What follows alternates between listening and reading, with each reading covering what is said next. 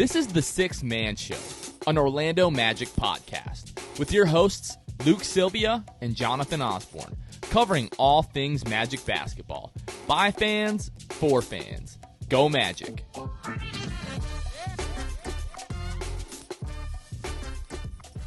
What's going on, Orlando Magic fans? You guys are back with the Sixth Man Show. Today is June 23rd, 2022. As you can see, we are recording live from the O-Zone at the Amway Center. We're here at the Orlando Magic Draft Party. Luke, Paolo Banchero. You know, my first thought, and I said this to you when it happened, is nothing about any of the prospects, nothing about Paolo. I said, Jeff Weltman is a bad man. He's a bad man. He's a sneaky man. A sneaky man. Those odds apparently did mean something. And despite everything that came out about workouts, all those things, I can't believe it. I really couldn't believe it when we were getting, Woj obviously spoils it a few seconds before Adam Silver comes out, which, what's the point of that, by the way? Yeah. Which he's on the television broadcast, so it's like, why not just say it on the broadcast and make sure everyone's watching ESPN if they really want to know? Right. But whatever. Anyway, that's my personal beef with him. But yeah, man, I that was my first thought. Jeff Weltman, bad man. All right, well, I want to talk about Paolo. This is Paolo's night. We're ecstatic to have Paolo Banchero. I think last year, after the draft, when we started to talk about, okay, maybe this team is going to be in the lottery again next year, the first guy that I brought up was like Paolo Banchero. I was a little bit murky on what his skill set was and kind of what his projection was. I said he was like a 6'10 Jalen Green. He's not that, but he can do everything on the floor, especially from an offensive perspective, and I know we'll get in and we'll talk about that. But the emotion, the raw emotion that came out of that kid, we've heard a bunch of things. We've heard different rumors. We know now they're all BS, right? We don't know what happened. Like you said, Jeff Weltman is a bad, sneaky man. We said this on the podcast that came out this morning, in the best way possible. The Sultan of subterfuge. That is Jeff Weltman. We said this on the podcast that we released this morning, that if Paolo is the pick, we wanted to send a special message to the national media. Stop lying on us. You guys have been doing this for years. You always try to assume you know what we're doing. You do not. And tonight, this whole draft process is proof of that. Yeah. Nobody knows. Nobody knows, man. And I don't know. I still clearly I don't know what to say, but about the entire thing, I'm sure there's a lot to unpack. I hope we find out all the details to an extent that it starts coming out. When did they work out? When did they talk with them? How, I'm sure Paolo will eventually speak on that. I would hope that they're now willing to say, okay, it's over. Here's how we did it. The unveiling. Let's make it 30 for 30. Let him make a 30 for 30 called just Paolo Banchero. Well, this is the thing. Last year, the Magic didn't work out Jalen Suggs. I don't think they expected Jalen Suggs to be there at number 5. They did work out Franz Wagner, and we never heard of that. Franz has announced that, but the Magic have never come out and publicly said they worked out Franz Wagner. So we probably will never know unless Paolo says it or some kind of other report comes out stating like, oh, this is what we know for sure. Because for the last few days it's been, oh, we don't think he ever made it there. Oh, he made it there, or he was supposed to be there Monday and then canceled and they got on the phone Wednesday. Whatever the case is, it doesn't matter. The kid is the pick. The kid is here. Let's talk about Paolo Banchero. Like we've talked about him throughout the whole draft process, leading into the draft lottery, and even like back to February, March, I was going through some tweets that we had. We were coming into this pre-draft process. We were good with any of the top 3. Yeah. When we were at Harry Buffalo, May 17th, and we made it to the commercial break, and then we made it into the top 3, everyone said that was a win. That night, before the lottery took place, we said, as long as we're in the top 3, we're good. We're in the top 3. We made it to number 1. We had the pick of everybody. We've said for weeks, these guys know way more than all of us do. So they took all of that, and they decided Paolo Banchero is the guy. So Paolo Banchero is the guy. Yeah. We're surprised. I don't think we're shocked. There was some rumblings this morning that were going on, but I'm not shocked that the Magic decided that Paolo Banchero was the guy at number 1. Right. I think there was just enough that maybe like led us on to believe that anything could happen, but just enough to lead us on. I mean, for weeks and weeks and weeks, it's all been Jabari, and then all of a sudden last night, all of the odds everywhere go insane. That was the just enough. Yeah, that was a lot of it. That was really the only The only thing, and then the other thing to compare it to was the Franz Wagner thing. Right. That was like when you look back on that, you're like, oh, that makes sense. Right. Like we get so stuck on people going into the draft. John and Jeff, that Chet is made in a lab for the Orlando Magic was a quote that we heard. Things like that. We got so stuck on like what type of players. It's not like, oh, but what's their process? Like that was a John and Jeff textbook play, and that they are just giddy that they pulled that off. Kept people the wool over their eyes. There were some people out there that were smart enough to connect the dots to Franz last year, but a lot of people were like, man, it doesn't make sense. Like it's all smoke. They're trying to get Houston to trade up to 1. And that was what I was thinking about with the odds when they shifted last night, really, was Houston probably is just going to, bettors, the sharps are on it, that Houston is going to trade up to 1. And very clearly, that's not what happened. We were waiting. We waited till pick 3 to start recording just to see if that would come to fruition, and it didn't. Yeah, because the theory had been floated out there so much. Not that we're not excited to have Paolo. Right. Now, it's no secret that we talked about, we thought Jabari was going to be the pick, and we had good reason to believe that. Yeah. I'm sure he would have been a great fit here. But Paolo's the guy, and we were like, okay, there's a lot of smoke, and there was a lot of smoke about Paolo going number 1, and he went number 1. So we're like, okay, let's just let this play out and see if there's any other kind of subterfuge going on. Now, at this point, we're at the 7th or 8th pick in the draft. It's still going on behind us. So I believe that Paolo is the pick. We've had the press release. There's been multiple posts and everything like that. Right. But I want to break down Paolo. There are people now that are really going to start paying attention to the Magic because we have the number 1 pick, and they're fans of Paolo Banchero. And obviously, the number 1 pick, there's always a ton of media coverage around them. Paolo Banchero, 39 games at Duke this season, averaged 17.2 points per game, 7.8 rebounds, 3.2 assists, 1.1 steal, shot 52% from the floor, and almost 34% from the free throw line. 3-point line. Good. Whoa, I can't speak. We're out. Hey. He's shooting 34% from the free throw line. Would be a real problem. The man's would not be the number 1 pick if that was the case. Yeah, 33%, almost 34% from the 3-point line. And like some have alluded to, if he makes 6 more threes consecutively, then he's a 42% 3-point shooter. People have said that. I need you to stop. You can put whatever kind of weight that you want into that.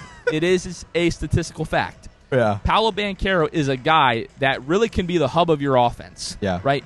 Can play make, off the dribble, get to the rim, post up, mid-post jumpers. He's evolving as a 3-point shooter. He has some room that he needs to grow there, but by all indications, again, from the free throw line, how many threes did he take per game? He took, let's see here, 3.3 threes a game. To me, it's not like, and we knew this, but I just wanted to get the exact number. We knew it's not like he was just taking 1 3 a game, right? So there's reason he thinks he can make those threes, which is the biggest thing. Confidence. We've obviously heard the confidence from him. I'm the best player, that sort of thing. Things you would expect from a top prospect, but I don't think all prospects believe it. I think Paolo believes it, and I'm sure whatever conspired with the Magic, he probably walked out of there even more confident because that workout must have been incredible. And you got to think also, that Jabari workout that goes long, what happened? Hey guys, I do want to interrupt. This is producer Kevin here. I just want to interrupt. We did just get the Jeff Weltman press conference, so I want to give you an update. I just listened to that. A couple things I thought were interesting just because this is live. This is happening as it's happening.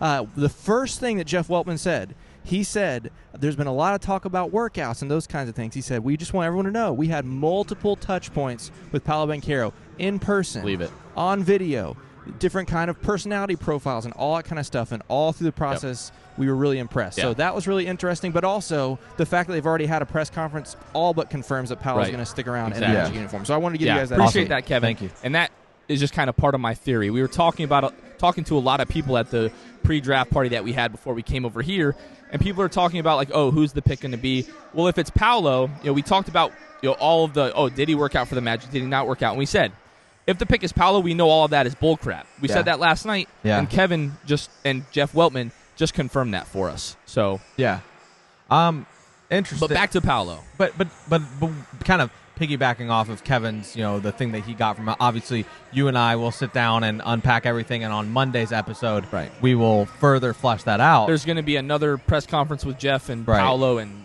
everything. So we'll get more of that. But that tells me we have multiple touch points. Him revealing those things in person, on video. I think we're going to get more, and Jeff is going to be definitely willing to share that information just based off of that remark alone. But as far as Paolo goes, switching back to him, I'm excited for him. I'm excited for the team. Clearly, we have said from the start, like we want to put our money where our mouth is, and the fact that we trust this front office wholeheartedly. And if they had multiple not only do you have multiple touch points, the more volume you have at anything in life, the more there is for the truth to really come out, both good or bad. So Paolo would have fumbled in one of those interviews and not been the pick tonight if that was the case. But this tells me he crushed interviews. He crushed just like probably personality-wise with the front office, with everybody he was talking with, crushed the workout. I think that if you are a Magic fan and you call yourself a Magic fan and you have been supportive up to this point about John and Jeff, there is no reason you should waver from that, no matter how much you want Jabari Smith Jr. I posted this morning on Instagram the main graphic that's been going around, the blue kind of dominant graphic of Jabari Smith Jr., and I put, the draft day Drake song. So, like, very clearly, cliche. Yes, of course. But, I showing my opinion, and obviously on the show, people who listen understand I am not shy about the fact that that was my preference. Right. But as I also have said weeks ago, was these guys are paid so much money to do work that you and I will never do, and that's who they deemed was right. They've drafted, like, obviously an outlier probably, but Giannis Antetokounmpo, like, part of that team. And so I have nothing. I mean, Paolo, NBA ready body, something going back to March Madness. When I told you and Kevin, I texted you immediately, and I was like, man, you can point to him and just know that is the NBA guy. That's the guy. Yeah, we talked like watching the tournament. Anybody with working eyeballs, you could say, hey, which guy do you think on the floor is going to be like an NBA player? And you would point to Paolo Banchero, like the NBA ready body. And what we said is the draft, whoever the pick is, it's going to tell me everything that I need to know. Like we talked about Jabari, and the knock on him was, is he going to be able to evolve as a playmaker? And I said, if he's not the pick, then to me, the front office thinks that he's really not going to be able to evolve into that. If the pick wasn't Chet, they thought that maybe he's not going to be able to have this offensive high ceiling like a lot of people seem to think. He might be able to do things off the dribble and be the main hub of your offense. And I said, if you believe that Paolo Banchero is going to be the type of guy that can be the alpha personality on your team, that can lead your team in scoring and be the guy at the end of games that can go and get you a bucket and is potentially going to be a guy that could lead the league in scoring someday, that's the pick, and that's Paolo Banchero. So to me, again, we've had so many different discussions. You've heard so many things from other sources, around the NBA, around the league, the national media. So it's like, what is this guy really, the projection, and kind of what should the expectation for him? And for me, I trust John and Jeff, and I expect Paolo to be that kind of guy. There was something, I watched an interview, and hopefully this podcast doesn't listen to us because I'm not going to credit them because I have no idea who it was. I can't remember. Maybe you saw some clips. Franz Wagner and Mo were on a podcast recently. I don't know who it was, sorry. But clip comes out, and they say, who was the hardest workout that you went through with Franz? He went through multiple, obviously, and Franz said, far and away, the Orlando Magic was the most involved workout, right? He was like, just all the tests and the agility and your vertical and all of those things. So that tells me as well, and that is another big piece of why we trust this front office. They are thorough. They're testing everything from conditioning to athletic ability to just IQ, going 1-on-0 and just showing them, like, best case, like, what you can do. And I think that also really ties in to why I'm going to sleep good tonight. And if I don't, I'm gonna sleep like a baby tonight. And if I don't, it's only because I'm excited about Paolo Banchero because I'm on video number 12 of his highlights. So tonight. Many because we've already seen them, but it's just gonna get you excited. Yeah, absolutely. And now that there's something Can't wait about to see him in summer league now. Right, and a part of me was just relieved when the pick was made because this has been a long month of speculation, all of those things. It is good to know that Paolo Banchero is our guy, and he is who John and Jeff believe can be the future of the franchise. Yeah. So I'm ready. We talked about how, like, this is very much like their job on the line. Like, you mess up this pick, it's going to put you back a number of years, and they put their money where their mouth is. They pushed all their chips to the table on Paolo Banchero. They believe he's the guy, and I totally understand it. We talk about the ability to score from multiple levels. He's evolving as a three-point shooter, but you look at the form, you look at the free throw percentage, it's encouraging that we always say this. They project to be a good three-point shooter. How many times have we said that in Orlando? But with Paolo, I really do think it's true. We're not talking about Elfrid Payton, for example, here. Okay, Luke's my boy here is going through and looking at Paolo's stats as we have just kind of a little bit of a refresher. But yeah, I was looking at the free throw percentage, 73. Yeah, 73%. Fine. It's that's solid. But it's not 60s. It's not the 60s. We'd be a little bit concerned there. I think Aaron Gordon was in the 50s at Arizona. So, I mean, not that we're comparing Paolo to Aaron Gordon, but we've done this before. Perspective. The guy is going to become a good shooter. But no, with Paolo, I'm confident in saying that he's going to do that. Like you said, he has the confidence to take those shots. An incredible playmaker, ball handler in transition. He's an underrated passer. People have said that in kind of every part of this process, the pre-draft process. And he's a guy, again, that you can run the offense through, can go and get you a bucket in the end of the game when it's a close game. Everyone else is kind of locked down. He can just kind of break a play open and get to the basket and make a play for your team. So let's talk about some of the knocks on Paolo, because to me, I'm really not concerned at all about some of the things that people have mentioned. What are some of the things that you're just not concerned about? Okay, so one of the things that I've heard that is just pretty silly is, oh my gosh, why would you draft a guy that does what Franz Wagner does? You can give me 12 Franz Wagners right now, and I'm rocking with that all day. So I'm not concerned about that whatsoever. And the other thing is, in terms of defensively, Paolo, what didn't always give perceived effort all the time and sometimes was beat by his man. We talked to Eric Fawcett. He thought that maybe some of that had to do with the kind of defense that they played at Duke. But I'm telling you, with Jamal Mosley, with the group of guys that we've got in this locker room and the culture that's been set here over the course of the last year, they are not going to let Paolo come in and not defend. They're going to hold him accountable. I believe he probably wants to prove that he is a capable defender. Is he going to be like this all-world defensive guy? Maybe not, but I think he can be competent, and I still feel like with the personnel that we have in place, the Magic should be a top 10 defensive team this year. You don't need Paolo to be the anchor defensively by any means. Not on this roster. You have so many guys. And it just does not matter. From guys like J.I. to Chuma to Jalen Suggs, you've got guys that will step up defensively and fill in the gaps. Here's the thing. Paolo, there's so many superstars also that are not defensive juggernauts. Right. You look at the young guys in the league, Luka, Trey, those guys get cooked on a nightly basis. And I don't think Paolo's going to get cooked like they do.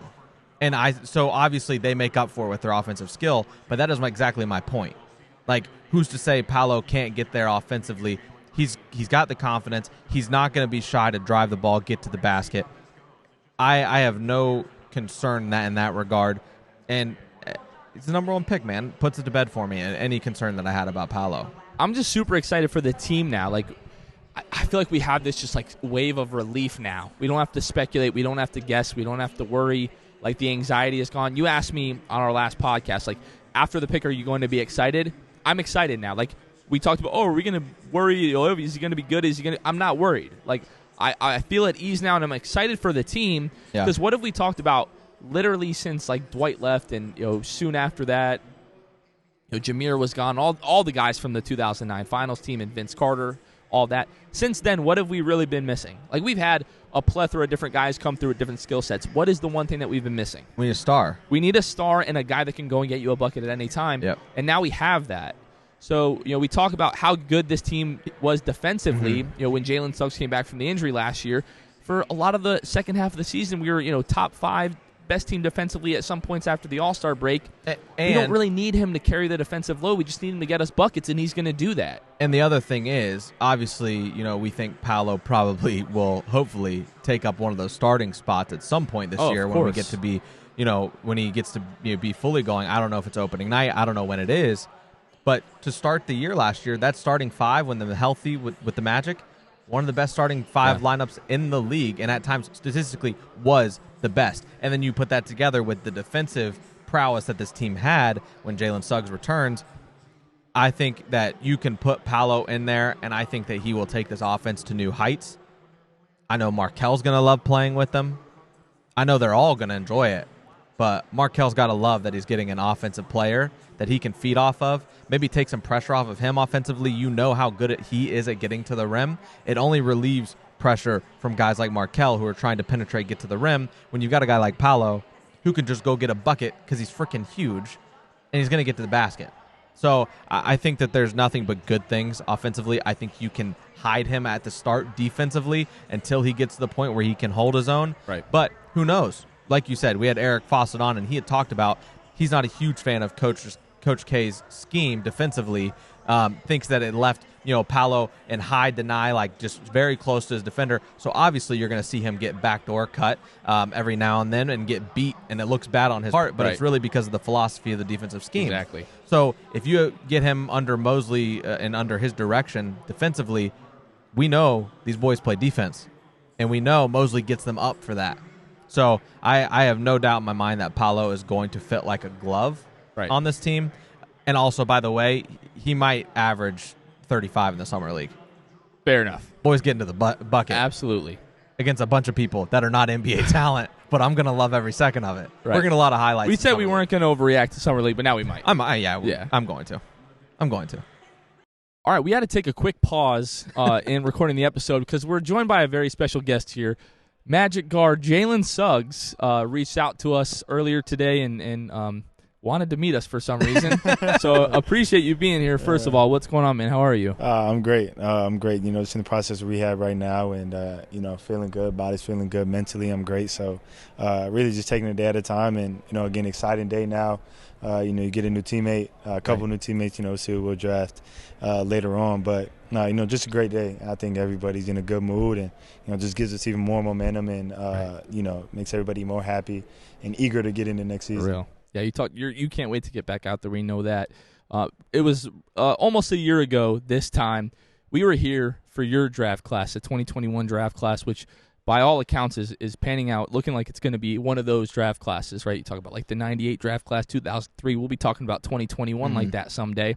And we were here, and we were expecting, us to draft someone that we didn't draft, and yourself fell in our laps at number 5, and this entire arena freaked out last year. That's kind of how we first got in contact. You saw that video. I don't know how. I'd like to hear how you saw it. And then, that really meant a lot to you, I think, and that's kind of how we connected, and we've been trying to get you on the show since and finally able to make it happen. But what did that mean to you seeing that last year? Oh, it meant so much. That was like my kind of introduction, to Orlando. And, again, I didn't come and work out here. I'd never really been down here. So, to see that video after, I got drafted, and I remember sitting in my bed just later that night. And I watched the whole thing through, the whole first couple of picks and the build up, and then once everybody kind of went crazy, it was like, it brought me chills and butterflies, just because there's no better way to get introduced in that. To have a whole city cheering for you and to be that excited for you to come and play basketball for their team. I think that's really, what made me say, this is where I want to be. This is the team that I want to play hard for, put my body on the line for, and you did. Bring wins. You did every night. Every night you did. Thank you. So my question, Jalen, is so I was thinking about this earlier on the way here. Jonathan and I obviously would have loved the chance to play in the NBA. But no, my doctor told me I'd be 6'1". I'm 5'9". We've heard this story so many times, I'm sure, from just people who, it didn't pan out for them. So, you have this thought of, what is going through, these guys' minds that, leading up to the draft. What can you take us back to kind of your draft day and what that was like for you? And I guess what point did it feel super real? Not necessarily, weeks leading up, but, I'm going to play in the NBA one day. I don't even think it felt real leading up to it. It really didn't feel real, the day of. I think that entire week in New York, I was just happy. I remember I couldn't get a smile off my face. It didn't matter what I was doing. We'd have dinner, we'd go have lunch. I'd go up here in some places and, do a couple things and then just spend time with my family and friends, everybody who I had there with me. And it was just a great week and a fun time. And so, I think for these guys, trying to speak for them, it's a lot of emotion. It's a lot of relief. A piece of weight is lifted off your shoulder. Not all of it because you want to come in and play, improve yourself. But, just to say that you've made it to this level, you've worked hard, and all your hard work and dedication is all getting acknowledged. When it's your day, you get to celebrate it with your loved ones. And, so, again, it's a rush of emotions. Yeah, and you said, like, something you said there that caught my attention was, like, you feel like a piece of, like, that weight, that of, like, probably, like, pressure gets lifted off you because the rest doesn't. And you think about a guy, like Paolo, who goes number one. He's number one pick forever, right? And I think that, can you kind of just speak to the chemistry that this team holds? And is it as incredible as it seems to us? Because we obviously praise Mosley for it and the young guys for buying in, but that is only going to make it easier for Paolo to come in and be like, okay, like I'm hanging out with the guys, I'm getting better with them, we're gonna win together, and they're like behind me. Can you talk about like the chemistry and how much easier it could make that pressure for Paolo? Oh no, the chemistry on this team is great. Like honestly, it's like coming in and going to work with a bunch of friends. Like we come in, each day we crack jokes. Whoever's in there eating breakfast, you go sit down. Everybody eats breakfast together, and then we all get ready and go to work. But I think the best part about it is when we go to work, everyone's locked in, everyone's ready to get better, competitive, and in work mode, So I think that's another big step for us is learning how to differentiate those moments. And I think as we got a year under ourselves and, comfortable with each other, each player knows how to talk to each other, how to motivate each other, and that's where that next step comes in. And, okay, now it's business time. And, we'll have fun later, but, we're going to take care of what we got to take care of now. But it's a super close group. I can't tell you how refreshing it is to hear that because it's not always been the case here. Like past teams before you were here and Wendell and some of these other guys, it's not that the team didn't really get along, but you just weren't really sure how close they were. You weren't sold on it. You weren't sold on it. And we talk about how special the culture is here that the team is building, almost to the point where it can sound cliche, but we really believe it. And when we talk to guys like you and you hear guys that work with the team, other people that have been on the show, everybody kind of echoes that it's a real thing, that it's not something that's just kind of thrown out there. Jalen, I want to take the kind of the time to ask you now about Paolo Banchero, right? Paolo Banchero is the number one pick tonight. But before that, I know you guys during the season, don't really look at the draft lottery odds and who might be the number one pick. I know that's not something that you guys pay a ton of attention to, but what was the night of the draft lottery when you found out that the Magic were going to have the number one pick? What was kind of going through your mind that night? It was super fun. I was right there locked into the TV. I remember talking to Mose, and who was out he was in Chicago. I told him good luck. I saw him on TV. He was looking nervous, especially as it got down to 3-2. You saw he's playing with his hands a little bit. But that was a great day. And getting the number one pick is extremely special. It doesn't come along that often, even the teams who are right there. And again, teams like Detroit, Houston, a lot of teams are right, close to that. We're all pretty much the same last year. And, to come away with that is huge. So it's a big pick. I think Paolo's going to live up to every moment of that. He's a special player, got supreme confidence in him. And, I can't wait to just get him down here, get him in the atmosphere, let him feel what we have going on here. Right. And just kind of continue to keep this thing rolling. Just get him to buy in to what we have going on. And, just keep going. I just want to ask you specifically about Paolo. Like, what do you think he can bring to the team and into the locker room? He's so versatile. I think when you look at him, he can score the ball on all three levels. His handle's great. And you talk about him and Wendell, back there together. It's two bigs who can shoot the ball, handle the ball, mismatch problems, and they guard. So, I think there's going to cause a lot of problems, for teams coming up next year. So I think, he's a special player. Again, I just want him to come in and feel the family environment that we have here. And, I know that was a big thing for me last year. I know Franz felt the same thing. So, just want to get him into that, let him know that there's no pressure. We just want you to be you, come play and have a good time. And, we're going to get some things going here in Orlando. We talked about this a little bit before we started recording here, but just how excited you guys are to get back out on the floor and have everybody. And we talked about kind of what that team could look like, especially defensively. How excited are you for this team next year, now having Paolo, and y'all have a squad now. We talk about you, Wendell, Franz, Paolo Banchero, Markelle Fultz, Cole Anthony, RJ Hampton, Chuma Okeke, Moritz Wagner. The Magic are not a joke. For a while, the Magic have been kind of, we don't get talked about by the national media, and that's about to change. But how excited are you for next year with this team, and what do you see this team accomplishing? I'm very excited. I think when you look at it, it's impossible to block out all the noise. But you hear everyone say, okay, Orlando Magic is pushed to the side, not a very good basketball team, can't do this, can't do that. We know what we're capable of. We come in and work every day, and we know what we're building, and we know we have a special group. So when you get a chance to add a number one pick, to what we already have, it's exciting. So I can't wait for all of us to get back out on the court, show the world what we know, and prove everybody wrong. Right. And we spoke with we had some events leading up that we partnered with the Magic, and RJ Hampton came out to one of the events, and I was just talking to him and did a quick interview with him and just told him to talk about the team, and he said his words were, I'm paraphrasing here, but his words were essentially, we're gonna make the playoffs and we're gonna make a lot of noise. Like, we're gonna finally get to make a lot of noise. Not like, obviously, like when you say something and you believe it, that's great. But when you hear somebody else say it, like, does that? I could tell you gave me a Yeah. Like, man, I can't wait. No, is that like, how does that make you feel to hear like your teammates, everybody's saying this? Obviously, you guys talk about it, but they saying it to us too. I think the best part is that we all believe it. It's not like we're gonna be really good next year and. This is what we want to accomplish, and, hopefully we can get it. Like, we're all locked in on our goal, and we have what we want to accomplish.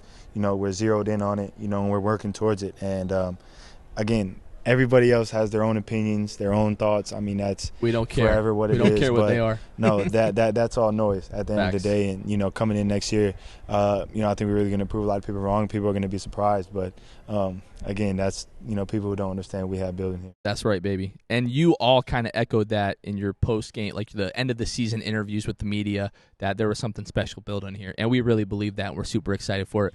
Jalen Suggs, man, thank you for coming on the show, bro. Appreciate you taking the time. This is a lot of fun. Appreciate it. Jalen Suggs. All right, that was freaking Jalen Suggs. We had to pause the podcast for obvious reasons. Yeah. Great dude. Awesome to hang out with him for a couple of minutes. He's excited about the team. We're excited about the team. He's excited about Paolo. We're excited about Paolo. Like, the last month, what the hell is happening? Like, what is happening? Like, dreams just keep coming true, it seems like, every couple of days. Like you said, like Jalen reaches out to us and says, would like to meet you guys. And so you go down there. We did not have that plan, by the way. We just knew that, it was a possibility. And but not really. I don't think we really expected him to. So Jonathan just threw it in there and said, "Hey, any chance you can come up to record?" He said in the past that he would love to come on the pod, and I was like, "Hey, we're here. Like, we're never going to have a better opportunity than this." And didn't hesitate. That was like, old man in 3 style. You know? Obviously, I'd be JJ, you'd be Tommy Alter. I mean, come on now. Everybody knows what it is. We don't have to talk about that. But obviously, we have Jalen Suggs here. We'll talk after the show. We'll talk after the show. But, this was just an incredible night. Super excited for Paolo Banchero. I just want to take a moment for one thing. This is a really big night for the podcast. Obviously, it's a big night for us. But there's one person that this podcast never happens without, has been joking forever about coming on the show. Manager Carmen. Come on over. Manager Carmen, come on over. I can't. So Jonathan used to be against this. I'm gonna scoot over here just a little bit here. I'm glad I kept pushing for Manager Carmen, the campaign. So this is Manager Carmen. Literally, she's the whole reason behind the show. So I love my wife, and I just wanted to give her. You caught Kev off guard, so he's her working flowers on here. Yeah. Now the microphone might be on, but yeah, Manager Carmen here, and just want to say thank you. I love you. Thank you for everything. None of this would be possible without you. And, I mean, shout out to Luke's wife, Lauren, and Kevin's wife, Jenna. Like, it takes a village, literally, to be able to do this. People are watching babies and all that stuff not every wife wants their husband to kind of go away 2 nights a week to record for, let's be honest, we sit there for probably 2.5 hours. And, 2 hours, 2.5 hours. And, you get, I know I get this. Lauren's like, hey, are you almost done? I need you. I need you. I did it last night, too. Like, they're every night. Incredible. Like you said, can't do without them. So, again, shout out to Manager Carmen. Well, maybe not. This is I mean, we got married. We've had some beautiful children. So I've been asking since day one, so it's nice to meet you all. So just wanted to let you know how much I appreciate you, and I love you and appreciate everything that you do. So, don't start crying. I love you so much. I know that'll come later. Yeah, that's okay. Anyways, I think that is going to do it for us. For Luke Sylvia, this has been Jonathan Osborne. Jalen Suggs was here. So is Manager Carmen. Paolo Banchero is an Orlando Magic. We will catch you guys next time. See ya. Thanks for listening to The Sixth Man Show. Be sure to subscribe on iTunes, Spotify, Google Play, and Stitcher to get new episodes downloaded directly to your phone. Please take a minute to give us a 5-star rating and a review. It would really help us out a lot. Follow us on Twitter and Instagram at 6 Man Show and like us on Facebook. We'll catch you guys next time. Go Magic.